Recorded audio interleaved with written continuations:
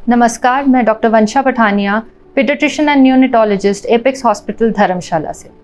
आज हम डिस्कस करेंगे कि सर्दी और खांसी आजकल बहुत कॉमन हो गई है। ऑलमोस्ट हर दूसरे बच्चे को सर्दी या खांसी हो रही है। खांसी देखा जाए तो एक प्रोटेक्टिव मैकेनिज्म है जो कि इरिटेंट सब्सटेंस को बाहर फेंकता है।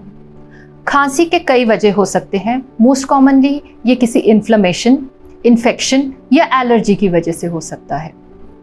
खांसी दो जगह से आती है, या तो वो ऊपर के श्वास से आ सकती है या नीचे के श्वास जो जिसको लंग्स कहते हैं वहाँ से हो सकती है। नीचे के श्वास से जब खांसी आती है, जो कि हम कहते हैं लंग्स से खांसी आ रही है, उसमें देखा गया है कि बच्चे की सांस लेने की गति बहुत तेज़ हो जाती है, बच्चे को हाई ग्रेड फीवर आता है, बच्चा नीला पड़ सकता है और बच्चा खाना पीना बिल्कुल बंद कर देगा। अगर आपको लग रहा है कि आपके बच्चे में ये सिम्टम्स हैं तो आप इमीडिएटली इमरजेंसी में जा कर के डॉक्टर को कंसल्ट करें। हो सकता है कि डॉक्टर आपको कुछ दवाइयाँ दे के घर भेजे या आपको इमरजेंसी में डॉक्टर एडमिशन एडवाइस करे। दूसरे तरह की खांसी होती है जो कि नॉर्मल खांसी होती है, जो ऊपर के श्वास से आती है। ये खांसी जो होती है ये जनरली 7-8 दिन में अपने आप ठीक हो जाती है। आप डॉक्टर के पास जब इस खांसी से जाएंगे तो वो आपको थोड़ी बहुत दवाइयाँ दे करके घर भेज देंगे।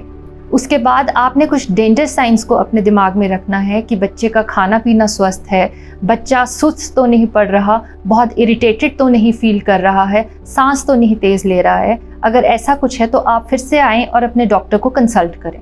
नॉर्मल खांसी 7 से 8 दिन लेगी जाने के लिए, और मैं आपको बताऊंगी कि आप घर पे क्या क्या कर सकते हैं इस खांसी से डील करने के लिए। सबसे ज़्यादा इम्पॉर्टेंट नंबर 1 है कि नवजात शिशुओं को माँ का दूध, ब्रेस्ट मिल्क फीड किया जाए। ये आप कंटिन्यू रखें, क्योंकि माता के फीड के अंदर एंटीबॉडीज़ होती हैं जो कि बच्चे को इन्फेक्शन से बचाती हैं। आप अवॉइड कीजिए बॉटल फीड और प्रमोट कीजिए ब्रेस्ट फीडिंग मदर की। सेकंड है कि आप जो थोड़े से बड़े बच्चे हैं उनको वार्म लिक्विड्स दे सकते हैं, जैसे आप गर्म सूप दे सकते हैं या दूध में हल्दी, अदरक, तुलसी के पत्ते डाल करके वो बच्चे को पिला सकते हैं। तीसरा है कि हमने बच्चे के शरीर में पानी का प्रमाण मेंटेन करके रखना है, दैट इज़ हमें उसको हाइड्रेशन मेंटेन करके रखनी है। तो आप बच्चे में ज़्यादा से ज़्यादा पानी का इंटेक प्रमोट कीजिए, ORS दीजिए बच्चे को और खिलाने पिलाने की कोशिश कीजिए। अगर बच्चा खाना कम ले रहा है तो उसमें चिंता करने की बात नहीं है, लेकिन उसके पानी का प्रमाण पूरा रहना चाहिए शरीर के अंदर। उसके बाद हम बच्चे की चेस्ट फिजियोथेरेपी कर सकते हैं। बच्चे को उठा के छाती पे धीरे से ऐसे करके हम उसको चेस्ट फिजियोथेरेपी कर सकते हैं, जिसकी वजह से उसकी छाती खुलेगी। उसके बाद हम बच्चे को घर पे स्टीम दे सकते हैं। स्टीम देने से उसकी श्वास की नलियां खुलेंगी, अंदर जितना भी एक्यूमुलेटेड मवाद है वो सब बाहर निकलेगा उससे, और उसको आप क्लीन कर सकते हैं।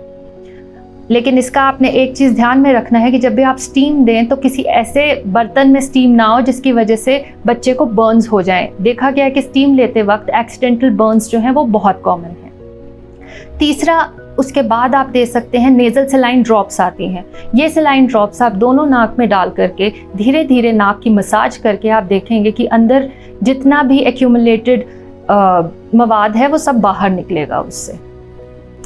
आप बच्चे की रात को स्लीपिंग पोजीशंस चेंज कर सकते हैं। जब आपको लग रहा है खांसी है, नेज़ल ब्लॉकेज है, कभी राइट साइड सुलाएं, कभी लेफ्ट साइड सुलाएं, क्योंकि देखा गया जब एक साइड बंद है तो आप ऑल्टरनेट साइड सुलाएंगे तो बच्चा इजीली सो सकता है। आखिरी में बच्चे को गर्म पानी से ज़रूर नहलाएं। देखा गया है कि पेरेंट्स को लगता है कि जब खांसी ज़ुकाम है तो बच्चों को हमें नहीं नहलाना चाहिए। नहीं, ये बिल्कुल गलत है। हमें बच्चे को गर्म पानी से रोज़ नहलाना चाहिए ताकि वो फ्रेश फील कर सके और गर्म पानी के अपने जो वार्म थेरेपी है वो उसको मिल सके। तो ये कुछ टिप्स थे जो कि आप घर में यूज़ कर सकते हैं अपने बच्चों के लिए जिनको माइल्ड खांसी हो। अगर इससे भी कोई फ़र्क नहीं पड़ रहा तो आप अपने नियरेस्ट डॉक्टर को जाकर के कंसल्ट करें ताकि वो बीमारी ज़्यादा ना बढ़ के निमोनिया में कन्वर्ट ना हो जाए।